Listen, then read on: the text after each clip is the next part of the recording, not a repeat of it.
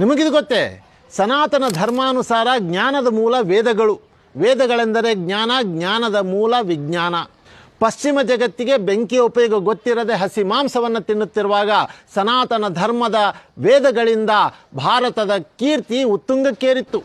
ಈ ದಿನ ಸೂರ್ಯಾಸ್ತ ಎಷ್ಟೊತ್ತಿಗೆ, ಈ ವರ್ಷ ಗ್ರಹಣಗಳೆಷ್ಟು, ಗ್ರಹಣದ ಮಧ್ಯಕಾಲ ಯಾವುದು, ಇಂತಹ ವಿಷಯಗಳು ಕೇಳಿದಾಗ 21ನೇ ಶತಮಾನದಲ್ಲಿ ಆಧುನಿಕ ಉಪಕರಣಗಳು ಅಂಗೈಯಲ್ಲಿದ್ದರೂ ಸಹ ಹೇಳೋಕ್ಕೆ ನಾವು ತಡಬಡಿಸ್ತೀವಿ.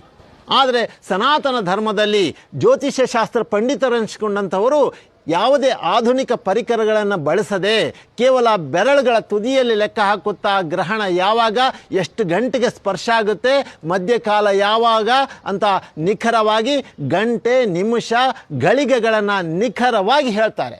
ಇಡೀ ಒಂದು ವರ್ಷದ ಸೂರ್ಯಾಸ್ತ ಯಾವಾಗ, ಸೂರ್ಯೋದಯ ಯಾವಾಗ ಅನ್ನೋದನ್ನು ಕೂಡ ಬರೆದಿಟ್ಟಿರ್ತಾರೆ. ಇಂಥ ಪರಿಪಕ್ವವಾದಂಥ ಜ್ಞಾನವನ್ನು ತುಂಬಿದ ವೇದಗಳಿರುವಾಗ ಸನಾತನ ಧರ್ಮ ಯಾವತ್ತಿಗೂ ಅಳುಕೋದಿಲ್ಲ, ಅಂಜೋದಿಲ್ಲ, ಬೆದರೋದಿಲ್ಲ, ಬಗ್ಗುವುದಿಲ್ಲ. ಇನ್ನು ಕೆಲವೇ ದಿನಗಳಲ್ಲಿ ವಿಶ್ವಾವಸುನಾಮ ಸಂವತ್ಸರದ ಪಂಚಾಂಗ ನಮ್ಮ ಜ್ಯೋತಿಷ್ಯ ಶಾಸ್ತ್ರ ಪಂಡಿತರ ಕೈಯಲ್ಲಿ ಸಿದ್ಧವಾಗಿ ತಮ್ಮ ಕೈಗೆ ಬರ್ತಾ ಇದೆ ಅಂತ ಹೇಳ್ತಾ, ಈ ವಿಷಯ ತಮಗೆ ಉಪಯುಕ್ತ ಅನಿಸಿದರೆ ನನ್ನ ಖಾತೆಯನ್ನು ಅನುಸರಿಸಿ.